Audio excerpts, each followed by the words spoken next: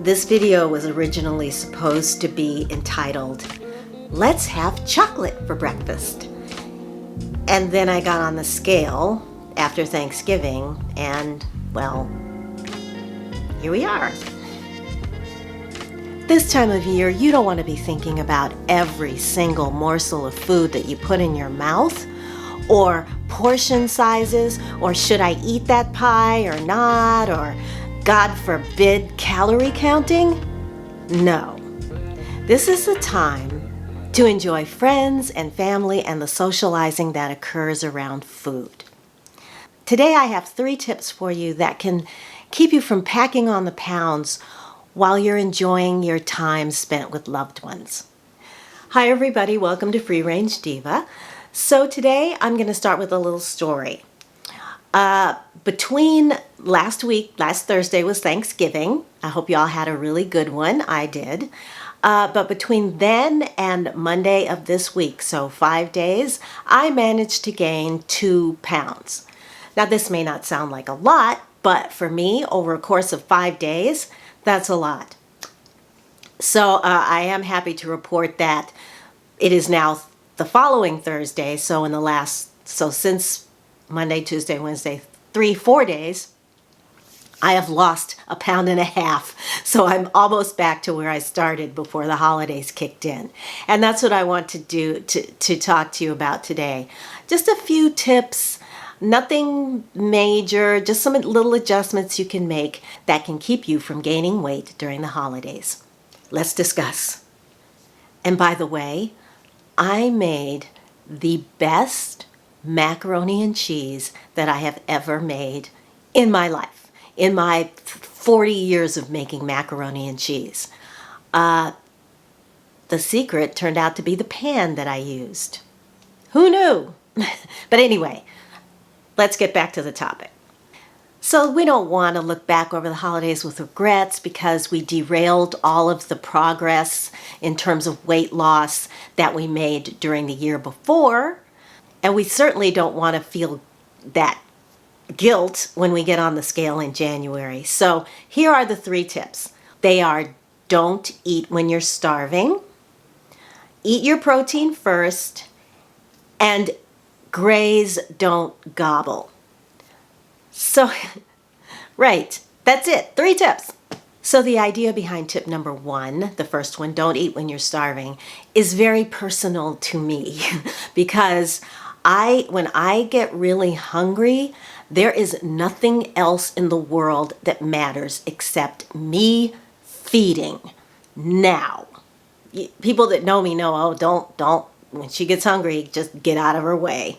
Because I do intermittent fasting and I don't eat in the mornings I don't open my eating window until 10 o'clock in the morning, sometimes I can wake up and around 7:30, I'm starving.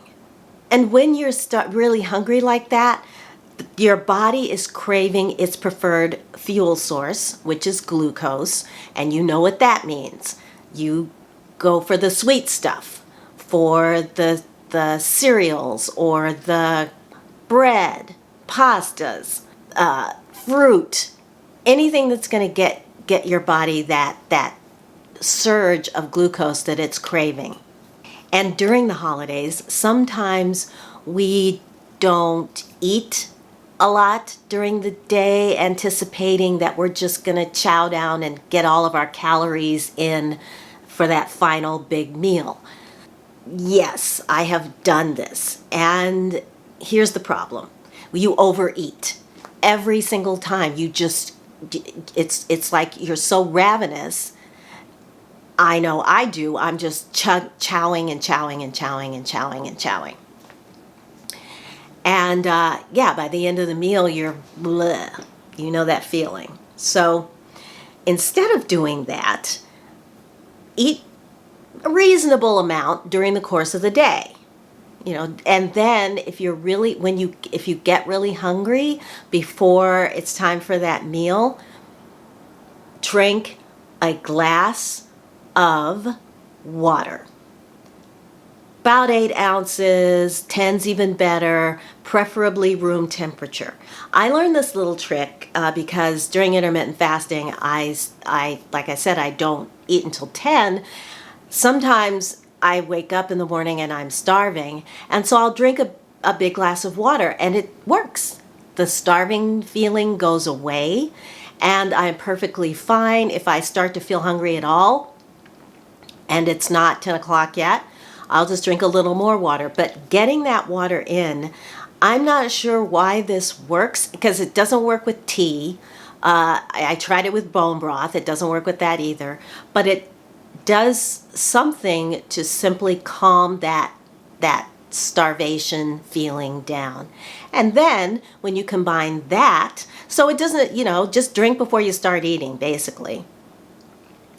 Or maybe 15 minutes before you start eating.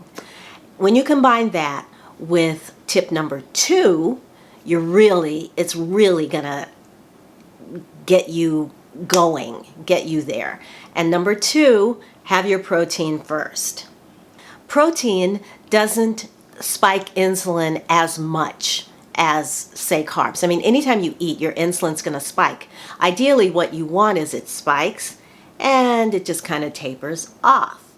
What happens when you eat carbs, for example, or follow those sugar cravings, it spikes, you get your energy, and then it drops. And then you're hungry again.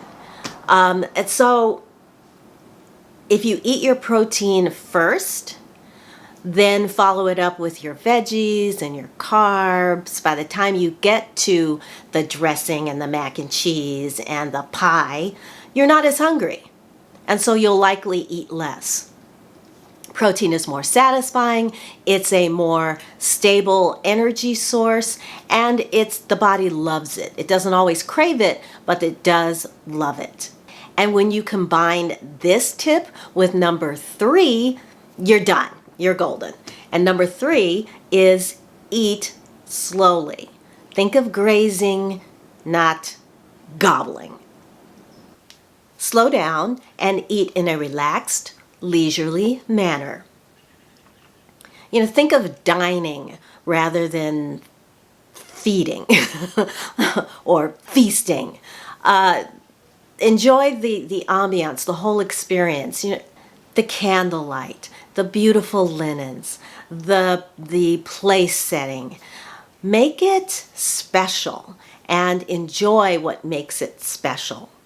Use your good china, even if it's just a regular dinner. Use the nice stuff. I always take a deep breath before a meal to let go of any tension in my shoulders or anywhere that I might be holding it. This removes any added stress from the digestion process. So it's good for the digestion. Also, eating at a relaxed pace allows the brain to recognize the release of leptin, which is a hormone that tells your brain that you're full. Now I have a bonus tip for you, but if you're enjoying this video so far, then please give it a thumbs up and subscribe so you won't miss my next one. And that bonus tip is to take a leisurely walk after your meal. This is assuming that it's not too dark or icy or snowy or otherwise unsafe. Whether you're with friends or family or even by yourself, a relaxing walk aids in your digestion. It's refreshing after spending so many hours indoors in the overheated air. It aids in sleep, and sleep is the biggest offender when it comes to packing on pounds, particularly around the midsection. Sleep deprivation increases weight gain. So if you don't take anything else from this video, take that. And finally, spending a little bit of time leisurely walking increases your overall sense of well-being. And bonus tip, if you take your walk with your significant other, it not only gives you a chance to reconnect after probably a stressful, busy day, but it can increase your libido. Win-win. So on that note, I'm going to leave you. And I do want to say thank you so much for watching. Thank you for leaving me lovely comments. Thank you for your likes and your subscribes and your shares. I really appreciate all of it, all of your support. I love you guys more than I can tell you. I'm so glad you're there, and I can't wait to see you in my next video. So until I see you in that video, I'm wishing you a wonderful day, wonderful week. Take really good care of yourselves, and I will talk to you again very, very soon. Bye!